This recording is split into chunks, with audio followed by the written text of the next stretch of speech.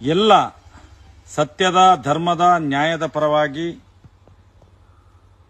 ಹೋರಾಟವನ್ನು ಮಾಡ್ತಿರುವಂತ, ಅದಕ್ಕೆ ಬೆಂಬಲವನ್ನು ಸೂಚಿಸುವಂತ ಎಲ್ಲ ಜನ ಸಮೂಹಕ್ಕೆ ನಾನು ಅಭಿನಂದನೆಯನ್ನು ಮಾಡ್ತಾ ಇದ್ದೇನೆ. ಯಾಕಂತ ಹೇಳಿದ್ರೆ ಕಳೆದ 3-4 ದಿನದಿಂದ ಒಂದು ವಿಡಿಯೋ 10-15 ಮಿಲಿಯನ್ ತನಕ ಶೇರ್ ಆಗಿ ಹೋಗ್ತಾ ಇದೆ ಅಂತ ಹೇಳಿದ್ರೆ, ಅದರಲ್ಲೊಂದು 60-70 ಸಾವಿರ ಜನ ಕಮೆಂಟ್ ಮಾಡ್ತಾರೆ ಅದಕ್ಕೆ ಅಂತ ಹೇಳಿದ್ರೆ, ಆ ಬರೇ ಕಮೆಂಟ್ ಅನ್ನು ಓದಿದ್ರೆ ಗೊತ್ತಾಗ್ತದೆ ಇವತ್ತು ಸೌಜನ್ಯಳನ್ನು ಅತ್ಯಾಚಾರ ಮಾಡಿದ್ದು ಯಾರು, ಆ ಕಾಮಂದ ಯಾರು, ಎಲ್ಲವೂ ಗೊತ್ತಾಗ್ತಾ ಇದೆ. ಆದ್ರೆ ಇವತ್ತು ನಾನು ಕಳೆದ 45 ವರ್ಷಗಳಿಂದ 42-45 ವರ್ಷಗಳಿಂದ ಇದೇ ಹಿಂದೂ ಸಮಾಜಕ್ಕೆ ಹೋರಾಟ ಮಾಡಿ ಮಾಡಿ ಮಾಡಿ ಮಾಡಿ ಸನಾತನ ಹಿಂದೂ ಧರ್ಮವನ್ನು ರಕ್ಷಣೆ ಮಾಡುವಂತ ಒಂದು ಸಂಘಟನೆಯನ್ನೇ ಕಟ್ಟಿದ್ದೇನೆ ನಾನು, ರಾಷ್ಟ್ರೀಯ ಹಿಂದೂ ಜಾಗರಣ ವೇದಿಕೆ ಅಂತ ಹೇಳಿದ್ರೆ.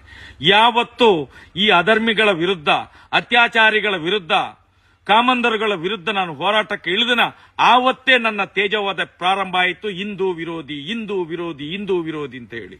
ಇವತ್ತೊಬ್ಬ ಸಾಮಾನ್ಯ ಮುಸ್ಲಿಂ ಯುವಕ ಇವತ್ತು ಒಬ್ಬ ಏನು ಅಧರ್ಮದ ವಿರುದ್ಧ, ಅನ್ಯಾಯದ ವಿರುದ್ಧ, ಅತ್ಯಾಚಾರ ವಿರುದ್ಧ ಒಂದು ಸಣ್ಣ 39 ನಿಮಿಷದ ವಿಡಿಯೋ ಬಿಟ್ಟದ್ದಕ್ಕೆ ಅವನನ್ನು ದೇಶದ್ರೋಹಿ, ಹಿಂದೂ ವಿರೋಧಿ, ಅವನು ಮತ ಅಂದ, ಹಾಗೆ ಹೀಗೆ ಬಿಂಬಿಸ್ಲಿಕ್ಕೆ ಶುರು ಮಾಡಿದ್ರು.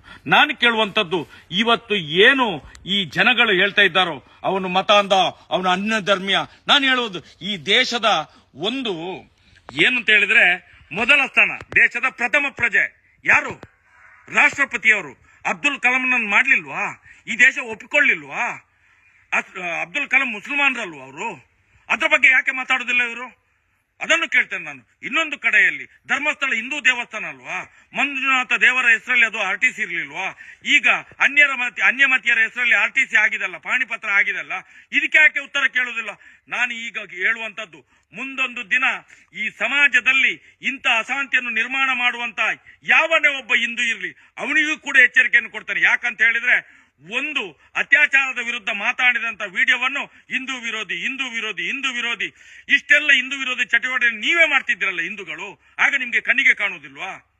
ಒಂದು ಸತ್ಯದ ಪರವಾಗಿ ಹೋರಾಟ ಮಾಡಿದ್ರೆ ಅವನ ಅಧರ್ಮಿ, ಅಧರ್ಮ, ಈ ಧರ್ಮ, ಜಾತಿ, ಇವತ್ತು ಏನು ಅತ್ಯಾಚಾರಿಗಳಿದ್ದಾರೋ ಜಾತಿನಲ್ಲಿ ವೈಮನಸ್ಸು ತಂದಾಕಿದ್ದಾರೆ. ಜಾತಿಯಲ್ಲಿ ಬಂಟನಿಗೆ ಬಂಟನನ್ನು, ಗೌಡನಿಗೆ ಗೌಡನನ್ನು, ಬ್ರಾಹ್ಮಣನಿಗೆ ಬ್ರಾಹ್ಮಣನನ್ನು, ಬಿಲ್ಲವನಿಗೆ ಬಿಲ್ಲವನನ್ನು ಎದುರಾಕಿ ಇವತ್ತು ಇಡೀ ಸಮಾಜವನ್ನು ಒಡೆಯುವ ಕೆಲಸ ಮಾಡಲಿಲ್ವಾ? ಯಾಕೆ ಪೊಲೀಸ್ನವರಿಗೆ ಸುಮೋಟೋ ಕೇಸ್ ದಾಖಲು ಮಾಡ್ಲಿಕ್ಕೆ ಆಗುದಿಲ್ಲ? ಮೊನ್ನೆಯಿಂದ ಸುಗ್ರೀವಾಜ್ಞೆ ಜಾರಿಯಾಗಿದೆ ಅಲ್ಲ, ಎಷ್ಟು